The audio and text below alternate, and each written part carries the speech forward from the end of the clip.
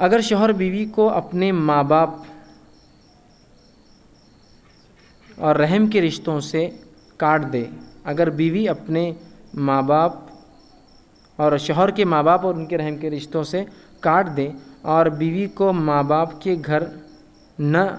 اچھا بیوی کے تعلق سے ہے نا، بیوی کو ماں باپ کے مطلب شوہر جو ہے بیوی پہ ظلم کر رہا ہے کہ اسے اس کے رحم کے رشتے اس کے ماں باپ کے گھر نہیں جانے دے رہا ہے، نہ جانے دے صرف اپنی انانیت کی وجہ سے، جب کہ دین قائم رکھتا ہو اور یہ چاہے کہ تو میرے والدین سے حسن سلوک کرے تو بیوی کیا کرے، جبکہ قرآن کہہ رہا ہے کہ تم بات کیوں کہتے ہو جو کرتے نہیں۔ ٹھیک، خاتون کا ایک سوال ہے کہ ان کے شوہر انہیں اپنے والدین کے پاس جانے نہیں دیتے اور ان سے کہتے ہیں کہ میرے والدین سے اچھا سلوک کرو۔ ٹھیک، اب تھوڑا سا یہ معاملہ مختلف ہے، یاد رکھیے۔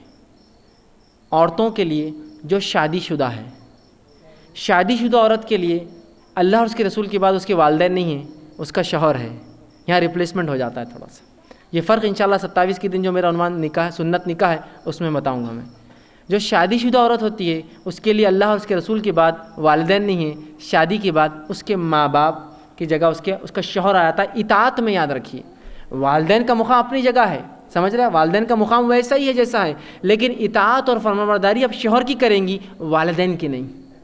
کیونکہ وہ اس کے ماتحت جیتی ہے، اب اس کے ماتحت رہتی ہے۔ اسی لیے میں نے کہا اللہ اور اس کے رسول کے بعد اطاعت اور فرمانبرداری بیوی کو اپنے شوہر کی کرنا، نہ کہ اپنے والدین کی۔ رہا یہ کہ وہ آپ کو صرف ملنے نہیں دے رہا ہے نا،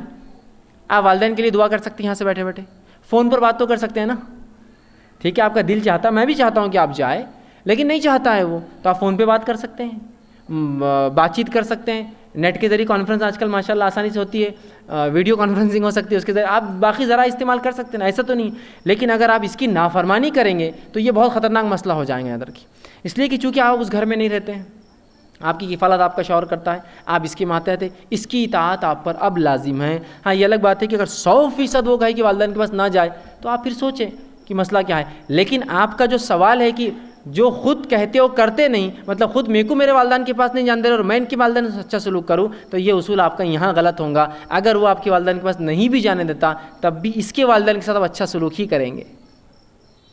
یہاں یہ اصول نہیں ہوگا کہ جو کام تم نہیں کرتے وہ کیوں کہتے ہو۔ ٹھیک ہے، کہ اگر تم خود میرے والدین کے پاس نہیں جانتے تو اپنے والدین کیوں، تو میں تو کرتی اس لیے کہ اگر آپ بھی ان کے والدین کی عزت نہیں کریں گے تو دونوں برابر ہوئے، پھر آپ میں خاصیت کیا ہے؟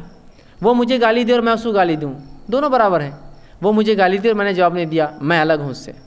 میں نے جواب نہیں دیا اس کو، میں گندا نہیں ہوں ایسا، سمجھ رہے ہیں بات کو؟ تو لہٰذا آپ اچھا سلوک کرتے رہیے ان کے والدین کے ساتھ،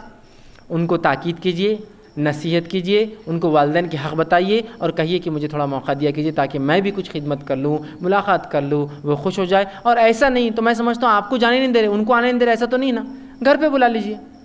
کہ بھائی میرے شوہر آنے نہیں دیتے، آپ میرے پاس آ جائیے، یہ تو ہو سکتا ہے نا۔ لیکن یہ جھگڑے کا موضوع نہ بنائیے، اگر وہ نہیں چاہتا ہے تو آپ احتیاط کریے، آپ کے والدین آ کر آپ سے مل لیں، میں سمجھتا ہوں زیادہ بہتر ہوں گا۔ وآخر دعوانا الحمدللہ۔